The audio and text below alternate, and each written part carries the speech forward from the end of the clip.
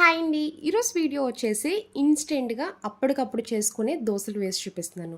ఇంట్లో దోస పిండి, ఇడ్లీ పిండి సడన్‌గా అయిపోతే ఇలా గోధుమ పిండి, ఒక టమాటా వేసి దోసలు వేసుకోండి. చాలా సాఫ్ట్‌గా వస్తాయి. టేస్ట్ అయితే మాత్రం చాలా బావుంటాయండి. ఒక్కొక్కళ్ళు 4, 5 అన్నా తింటారు.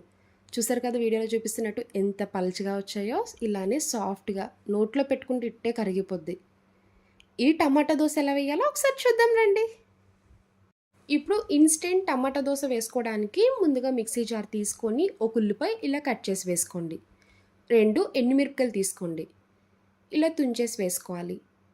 5 వెల్లుల్లిపాయలు పైన పొట్టు తీసేసి వేసుకోవాలి. టేస్ట్ చాలా బాగుంటుంది. ఒకటి మీడియం సైజ్ టమాటా తీసుకోండి. చూసారు కదా వీడియోలో చూపిస్తున్నట్టు ఇలా కట్ చేసి వేసుకున్నాక మెత్తగా పేస్ట్లా రెడీ చేసుకోవాలి.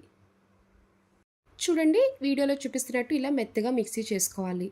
ఇప్పుడు ఇందులో 1 కప్పు గోధుమ పిండి, హాఫ్ కప్పు శనగపిండి వేసుకోండి. ఇంకొక హాఫ్ కప్పు బియ్య పిండి వేసుకోవాలి. 1.5 కప్పు పెరుగు వేసుకోండి. అన్నీ ఒకే కప్తో మెజర్ చేసుకొని వేసుకోవాలి. పెరుగు వేసుకున్నాక మూత పెట్టి మెత్తగా దోస పిండిలా మిక్సీ చేసుకోవాలి. నేను మిక్సీ చేసుకున్నప్పుడే ఇంకొక హాఫ్ కప్పు వాటర్ యాడ్ చేసుకున్నానండి. చూసారు కదా దోస వేసుకునే కన్సిస్టెన్సీ రావాలి. ఇలా థిక్గా ఉంటే ఎన్ని దోసలైనా పర్ఫెక్ట్గా వస్తాయి. ఇప్పుడు ఈ పిండి మొత్తం ఒక బౌల్లోకి వేసుకోండి.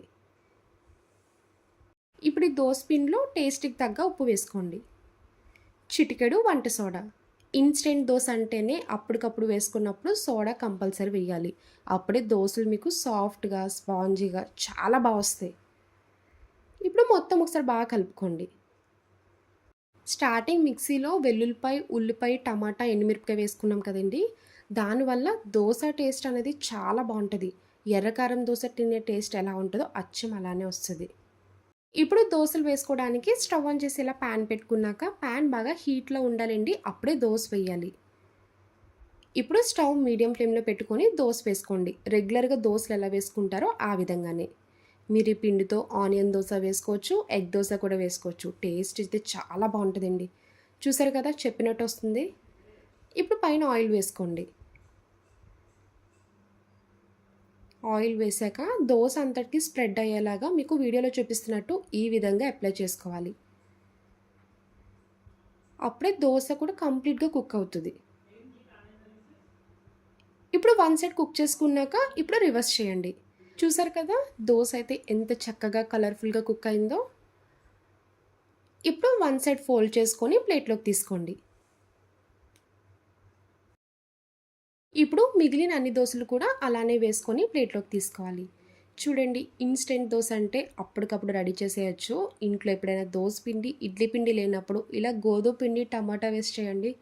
సింపుల్గా అయిపోద్ది. టేస్ట్ అయితే చాలా బాగుంటుంది. చూసారు కదా వీడియోలో చూపిస్తున్నట్టు ఎన్ని దోశలైనా కూడా పర్ఫెక్ట్గా వస్తాయి. ఇలానే అన్ని దోశలు రెడీ చేసుకొని ప్లేట్లోకి వేసుకోండి.